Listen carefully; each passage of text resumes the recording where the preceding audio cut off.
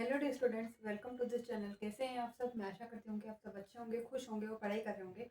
आज हम class 10th का चैप्टर नंबर 5 अरिथमेटिक प्रोग्रेशन की एक्सरसाइज 5.1 को शुरू करेंगे, जिसका कि फर्स्ट क्वेश्चन करेंगे आज हम, जो कि दिया है आपको question number 1, exercise 5.1। Question number 1, in which of the following situation does the list of numbers involves make and arithmetic progression and why. आपको फॉलोइंग क्वेश्चंस के जो भी सिचुएशन दी हुई है उसकी लिस्ट बनाना है अरिथमेटिक प्रोग्रेशन की, और वो क्यों बन रही है, किस कारण बन रही है, उसका रीजन भी देना है आपको। उसमें फर्स्ट क्वेश्चन दिया है, the taxi fare after each kilometre when the fair is 15 rupees for first kilometre and 8 rupees for additional kilometre. एक टैक्सी ड्राइव कर रही है, ट्रेवल कर रही है, जिसका ईच किलोमीटर का फेयर प्राइस कितना है? 15 रुपीज़ है। फर्स्ट किलोमीटर के लिए 15 रुपीज़ है और एडिशनल किलोमीटर कितना है? 8 रुपीज़ है। 1 किलोमीटर के बाद जितना भी एडिशनल किलोमीटर आएगा उसमें हम 8 रुपीज़ ऐड कर देंगे। जो दिया गया है वो लिख लेते हैं। Solution, given that the fair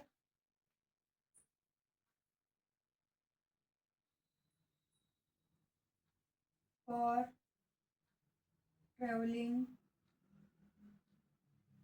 first kilometre is 15 rupees and each additional kilometer is rupees 8. Now, according to the question,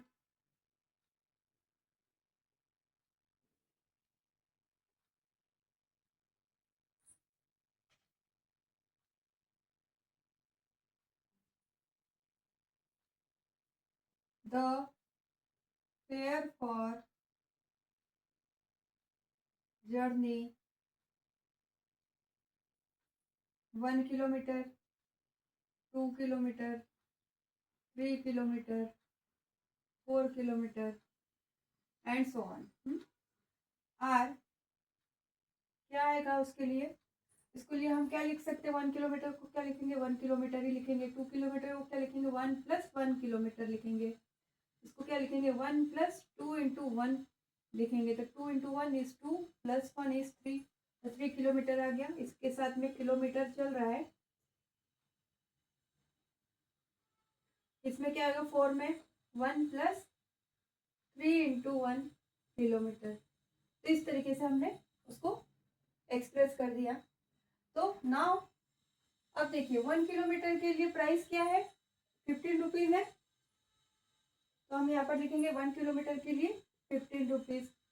1 kilometre के लिए 15 रुपीज़ है और एडिशनल 1 है, तो एडिशनल के लिए कितना है? एडिशनल किलोमीटर इज 8 रुपीज़, तो 15 प्लस 8 हो गया, कॉमा में फिर से 15 प्लस 2 इंटू एडिशन कितना है? 2 का है, तो 2 का मल्टीप्लाई हो जाएगा किसमें? 8 में।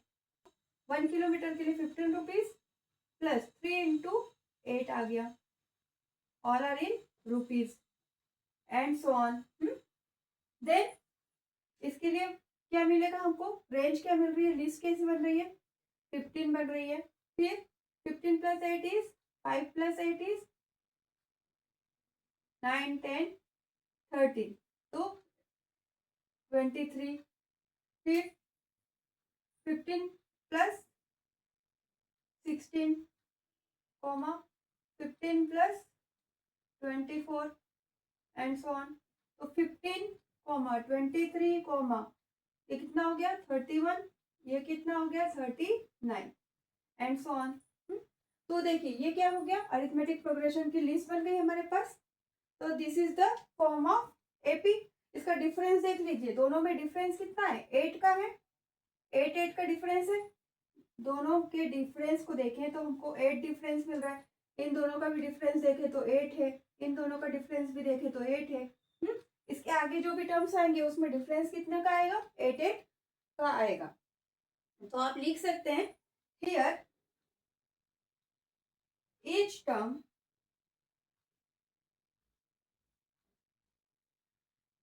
is obtained by adding 8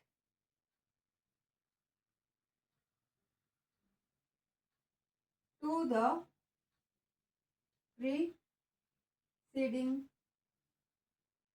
term except first term. So this is the form of an arithmetic progression. इसके बाद आप लिख सकते हैं लास्ट में, अब आपको नेक्स्ट क्वेश्चन दिया है, the amount of air present in a cylinder when a vacuum pump removes 1/4 of the air remaining in the cylinder at a time.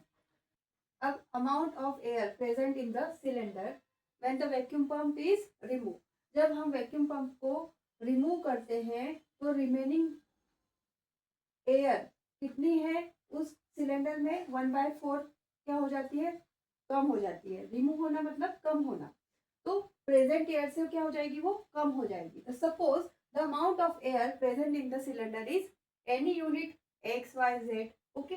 Then अब हम नेक्स्ट टर्म क्या मिलेगी, नेक्स्ट टर्म रिमूव हो जाएगी, तो क्या मिलेगा, जो यूनिट हमने फाइंड की है, जैसे कि सपोज किया है Y यूनिट, तो Y यूनिट में से 1/4 यूनिट क्या हो जाएगी, लेस हो जाएगी, माइनस हो जाएगी। तो 1 बाय 1 हम उसको टर्म्स को फाइंड करते हैं, सॉल्यूशन करेंगे। Let the amount of air present in the cylinder is x unit, ले लो x ले लिया हमने, y की जगह y ले लो, x ले लो, जो आपको इच्छा हो वो ले लो।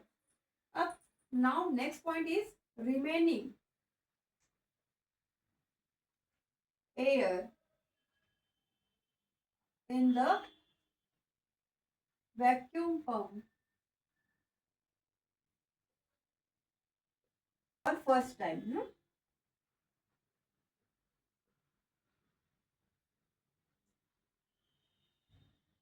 x minus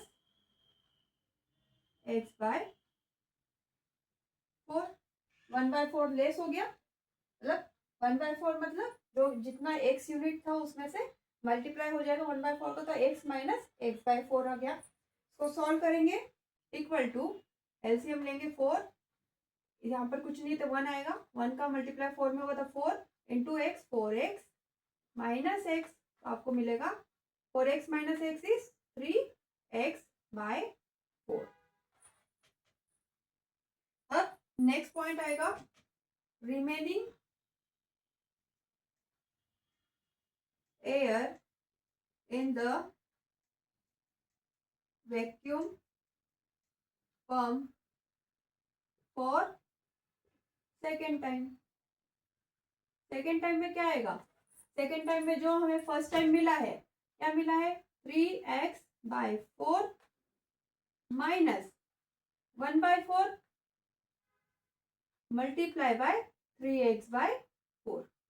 1/4 क्या हो जाएगा, उसका मल्टीप्लाई हो जाएगा और वो लेस हो जाएगा उसमें, तो सॉल्व करेंगे 3x/4 माइनस इसका एलसीएम लेंगे तो हमें मिलेगा 4 4 16, यहाँ पर 16 आएगा, एलसीएम यहाँ पर हमको मिला 16, तो यहाँ पर मिलेगा 4 4 16, तो 3 4 12x माइनस यहाँ पर क्या होगा, माइनस हो जाएगा 3x, तो आपको मिलेगा 12x minus 3x is 9x/16। Now